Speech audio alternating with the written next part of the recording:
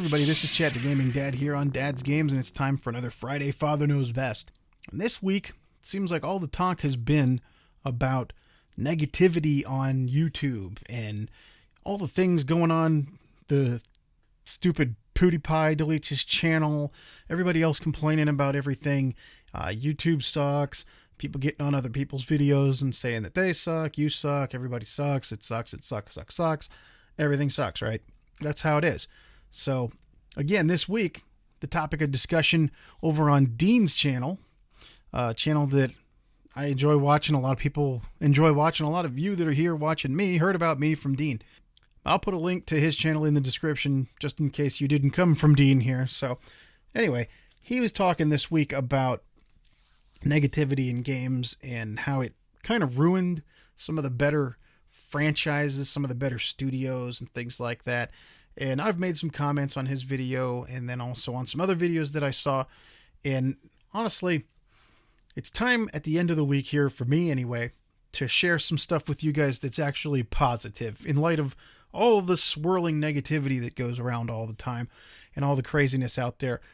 I had a few things cool happen that actually restored a little bit of my faith in the gaming community and in games in general. So, first off, I don't know if everybody out there knows or not, but I am part of a MCN, multi-channel network on YouTube. I'm actually signed up with Screenwave Media.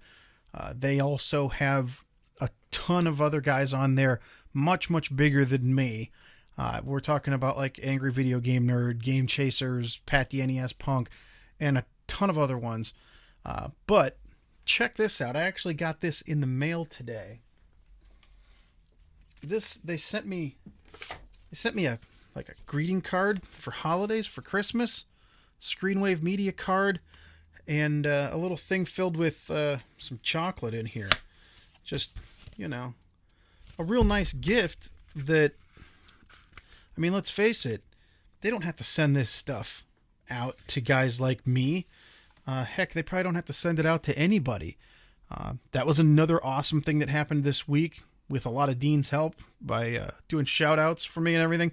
But I did hit 500 subscribers, so that's a huge deal whenever you're doing YouTube.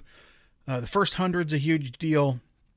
I mean, every person means a lot when you get subscribers, but these are just sort of goals that you set for yourself. And I've been doing this now for about 2 years and finally broke the 500 barrier. So that's cool.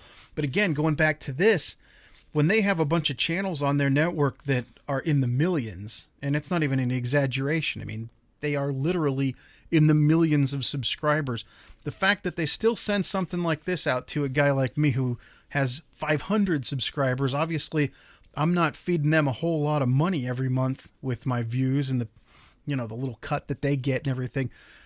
Honestly, I like these guys so much and they've treated me with such respect that, I'm more than happy to share whatever money I ever earn on YouTube with these guys, because it's tough doing this stuff on your own. You're pretty much solo most of the time, hanging out. Like right now, I'm talking to you on the internet and you're watching this, but in reality, I'm sitting here in my room by myself talking into a microphone. So knowing that there's people out there that actually care, very cool, Screenwave. Anybody out there who's looking for a network, in my description, there's a link. You can apply to be on Screenwave too. I highly recommend it. So anyways, there's a positive thing in light of all this. The 500 subscribers, the fact that, being a smaller channel, they still give you some respect and treat you like one of the guys, or one of the girls, or one of the channels that they manage. But getting back to the games and stuff, I was talking to my son. He's 3. And he wants to play games real bad. He's getting to the point now where he's getting able to play some things. He likes Peggle. He likes a lot of stuff. So anyway, I had a bunch of DS games, 3DS games in a pouch thing, right? And I decided to put them all back in their cases and set them on the shelf. So I'm going through all these games and he's helping me. I got this stack of loose 3DS games and I'm picking them up, putting them back in their cases and stuff. So he's helping me. He picks up the game and shows it to me. And as I was going through, I would tell him what each game was all about. So he hands me, I'll take two examples. And this is where I'm going with this. The first one that I that really popped in my head. He handed me Zelda A Link Between Worlds. Okay. And I said, "Oh, geez, Benny, that's a great game. It's a Zelda game." And I remember that game because, actually, I do remember this game because of this. I had what was it? This one was a surgery.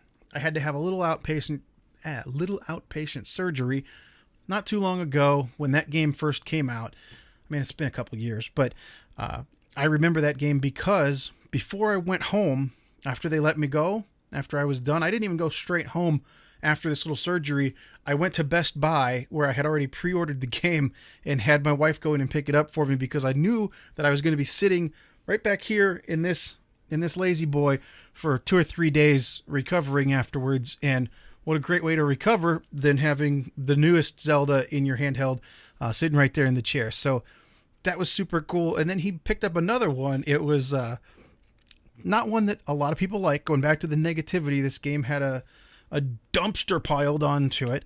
Was Super Mario Sticker Star on the 3DS. And I remember that game specifically because back when I was wrestling, in my wrestling days, I had an injury. And the night that I got that injury was also the same night that Sticker Star was going to be available. I bought it digitally first and then later on found a cheap copy physical. But I remember coming home from the match and my leg hurt like crazy because I tore part of my calf muscle.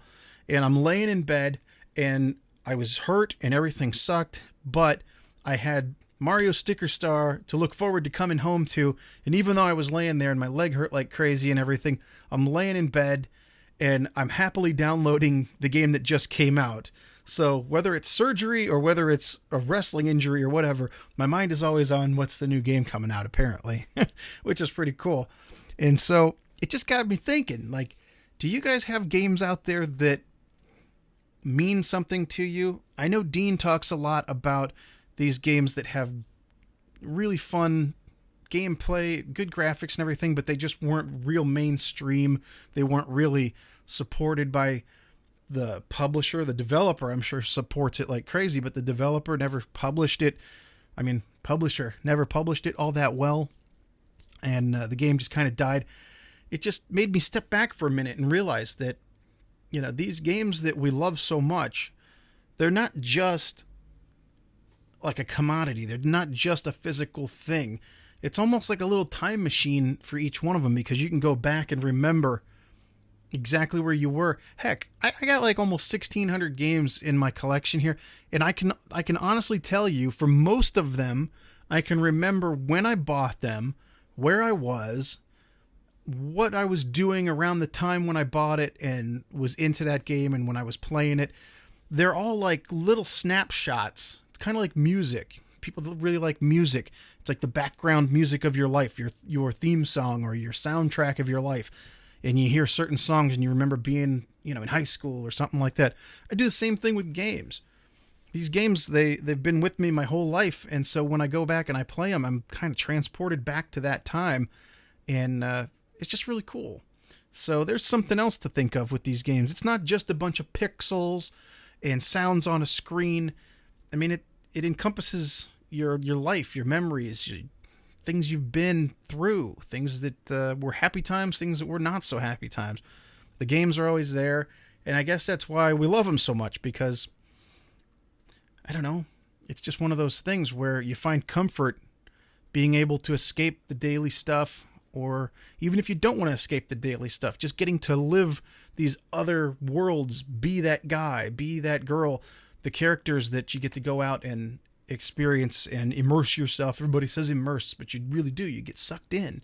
You get to be that guy and be that girl. So anyway, I thought I would just share that real quick because I thought that was a really cool thing, just thinking about that. And feel free in the comments down below. Let me know if there's some games that stick out in your mind in your collection that just really, I know exactly where I was when I bought that. Why did I buy that? Who was I playing it with? Was it because I had, you know, family members or something? Let me know. It's cool stories. I mean, if we start all sharing some of these stories about why we bought games and why we love playing them and stop talking so much about frame rate all the time and, you know, 1080p and 4K. I mean, sure, 4K is nice. It's great. It looks awesome. But that's not what I'm going to remember. I'm remembering the games, and I'm remembering the experiences and the people that were in my life at the times when I did that kind of stuff. I don't know. It just seems really cool. In a few years, I'm going to look back on a lot of these games right now and remember showing them to my kids. And that's going to be one of those things where they're going to be older. Maybe they'll look back and remember playing them with their dad. And I know I'm going to remember playing games with them. The newest one that comes to mind is this right here. The Last Guardian. Really cool box art. It's the flip side of the normal cover. But the reason why I bought this was because I really liked, Eco and Shadow of the Colossus, things like that. But I wanted to experience it with my kids. And, I mean, come on, look at it. There's this bird dog thing that has puppy dog eyes and everything, and it follows you all around. And why wouldn't kids like that? The kids love animals, and I was right on that one, because last night I started playing that game with my son and my daughter both, sitting here just like they were completely sucked in. I mean, they're like, "Oh, he's hurt. Help him out. Go here, go there." And to be honest with you, everybody's talking about frame rate and all this other stuff. And yes, that game does have a couple issues. I didn't notice the issues as much when I was playing it through a connection that's not HDR, but when I plugged it into my TV that does HDR, that's kind of when it happens. So I think if you are experiencing a lot of trouble with frame rate and stuff on this, turn the HDR off if you can, or plug it in to a different port on your TV that doesn't recognize HDR. But again, like I said, the kids and I, we weren't looking at whether or not it skipped a frame here or there. We didn't care. Everybody was sucked in and wanted to help out this creature and go through the levels, and it was completely sucking us in and bonding all three of us, father, son, and daughter, all three of us enjoying a game, playing it together. And that's really what it's all about, is having experiences, having fun, and just enjoying yourself, because they always say life's too short to be so negative about everything. So anyway, that's a pretty long ramble, but just wanted to share some of that stuff with you. Again, thanks to Screenwave. If you guys have channels out there and you're looking for a network to join, check out Screenwave. They're the guys. They're awesome. There you go. And just have a good time. And again, press like. The algorithms change with YouTube. Press like. Subscribe, have your friends subscribe if you think they'll like this content too. And let me know for sure some of the cool stories that you guys have about your games and the memories that you have with them, and some of the odd things, kind of like when I would get injured, come home and download Mario. Maybe you guys did something cool like that. So anyway, till next time, remember, you never outgrow video games. My name's Chad the Gaming Dad, and this is Dad's Games. Thank you for watching, and so long, everybody. Thanks again for watching. If you liked that video, please press like and subscribe. I love hearing from you guys, so leave your comments and any suggestions down below. Remember, there's tons of other gamers out there just like you and me, and they also know that you never outgrow video games. Feel free to share these videos all over social media, Twitter, Facebook, or whatever you use. This channel is for all of us. Let's make sure they know that they are not alone. Thanks again for watching, and we'll see you on the next one.